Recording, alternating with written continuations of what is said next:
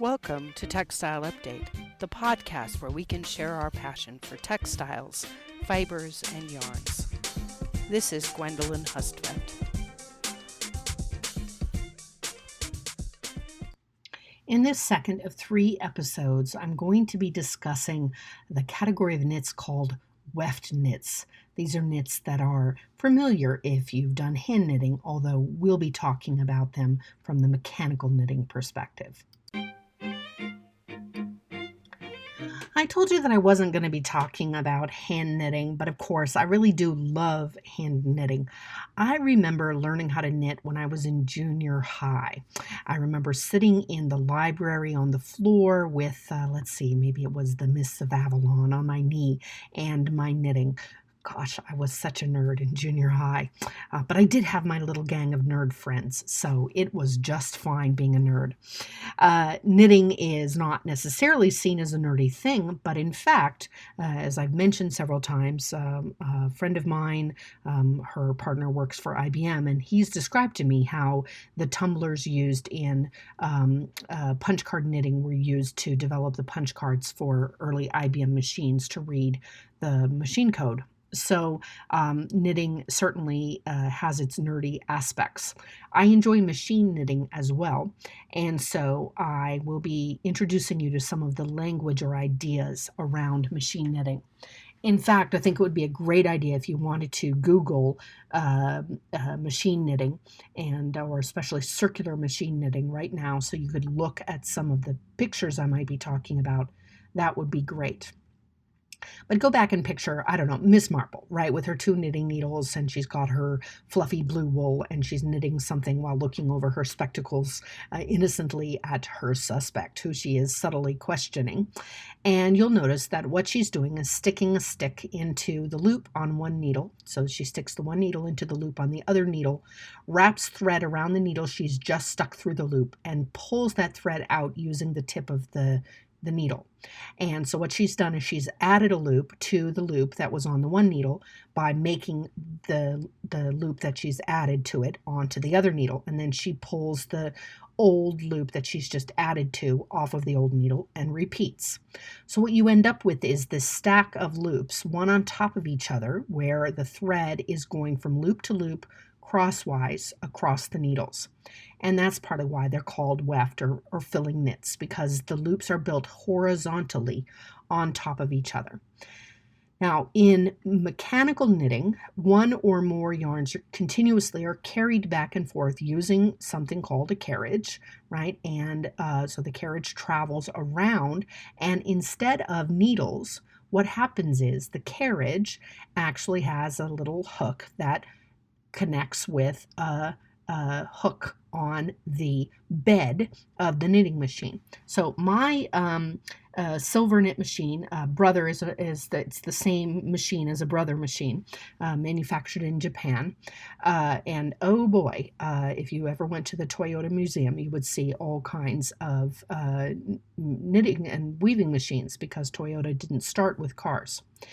And so you would see that this bed of needles, so on my flat bed knitting machine, the needles are all in a long row, and the carriage has the yarn, the one continuous yarn in it.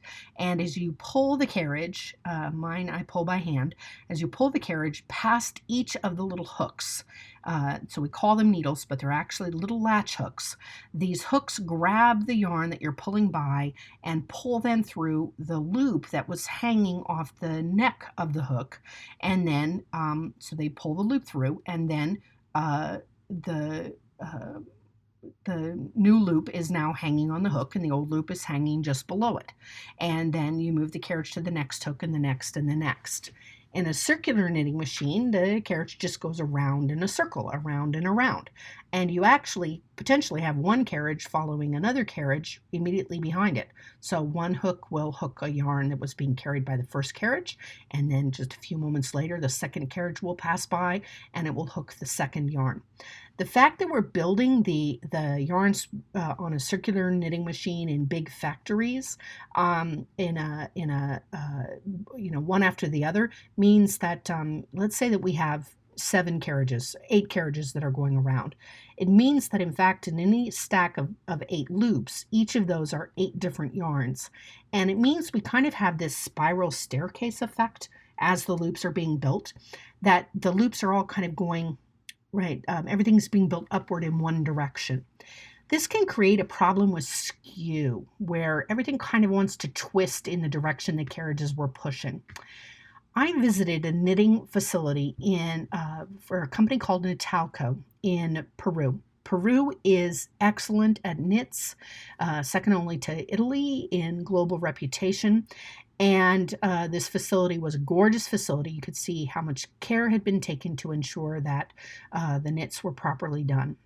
Things like each knitting machine was in its own glass enclosed booth, which reduced the sound, but also meant that the air handling system in the wooden floor, there were ducts under the wooden floor, and then a huge kind of sucker vent thing above the knitting machine were sucking up any loose fibers to reduce pilling later.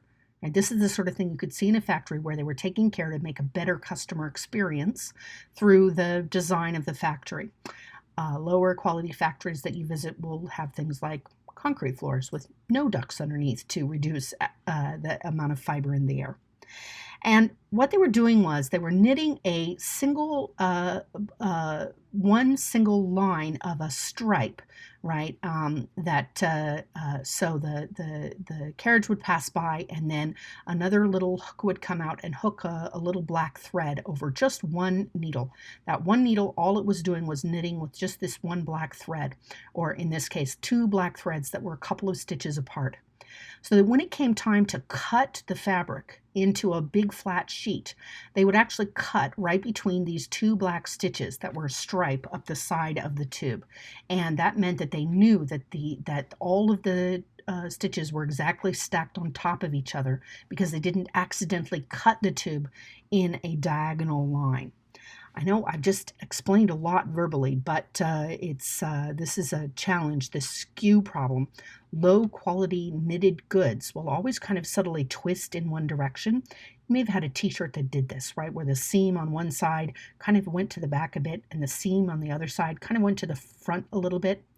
They never feel right. They always kind of constrict and bind and don't feel as good, as relaxed as ones where they've been very careful to make sure that they address this sort of inherent twist that's built in by the machine.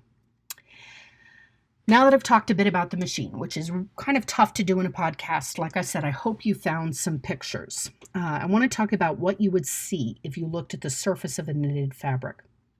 It would be easier if you were looking at kind of a bulky sweater as opposed to a t-shirt.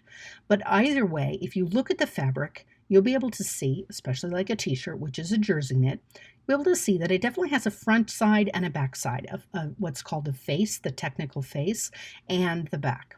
And on the front side, you'll see a feature that we call very creatively wales. I told you we'd steal from knits. So the wales are these vertical columns of loops. And they kind of look like V's on the front of the fabric. And if we were counting how many needles per inch, the gauge of the fabric, of the knitted fabric, we would count how many stacks of V's there are in that 1 inch of fabric.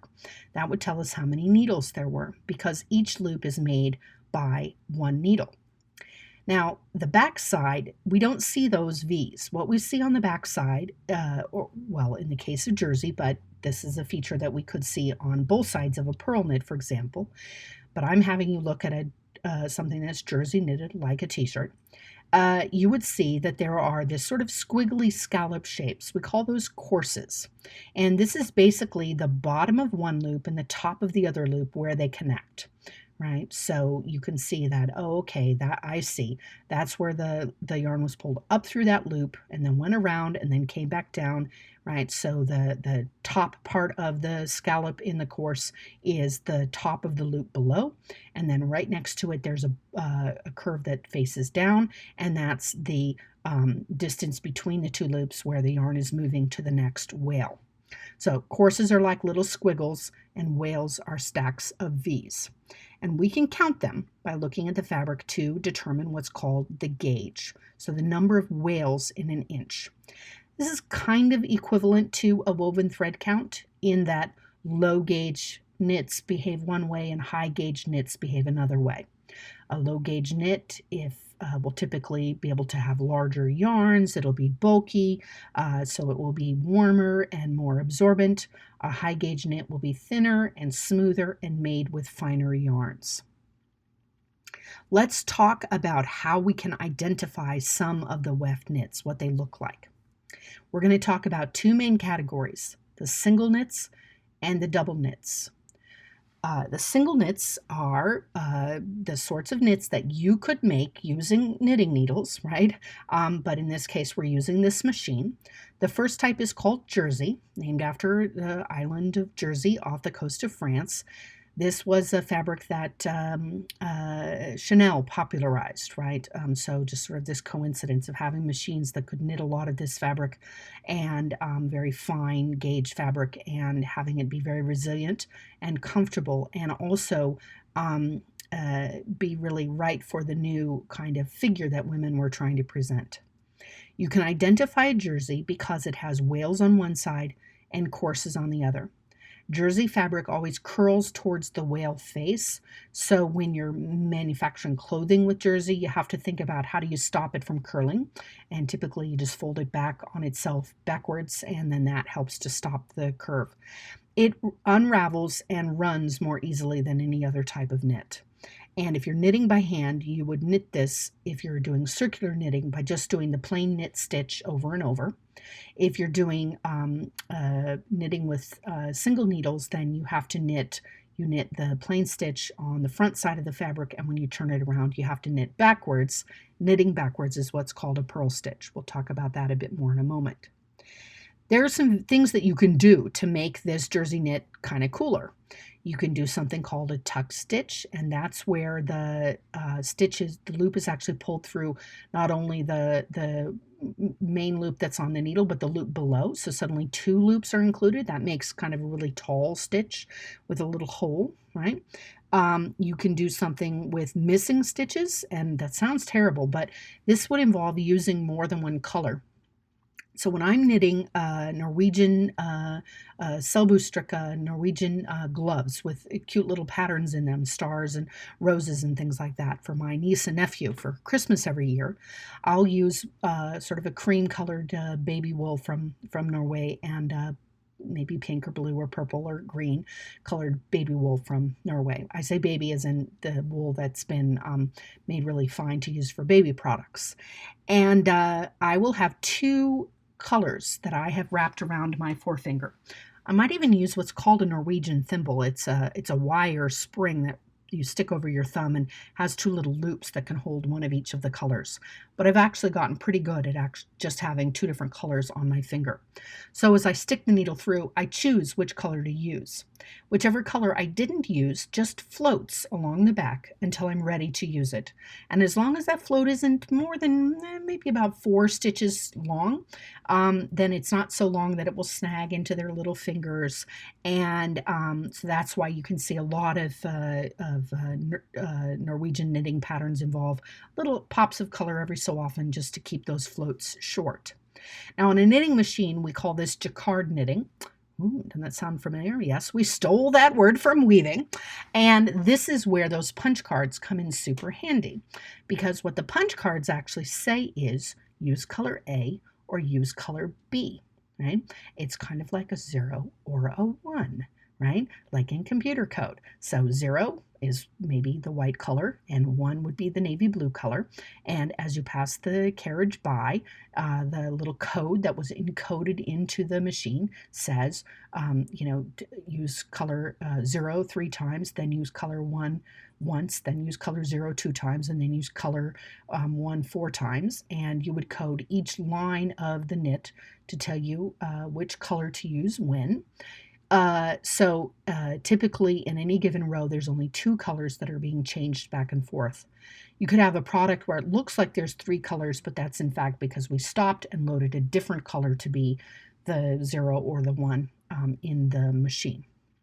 So jacquard knitting creates a figured knit. Uh, let's see, what else could we do with weft knitting? We could add in extra yarns, like that extra insertion yarn in the dobby weave, right? So we have this extra yarn that is just pulled through the loops every so often, and then otherwise floats and long floats on the back.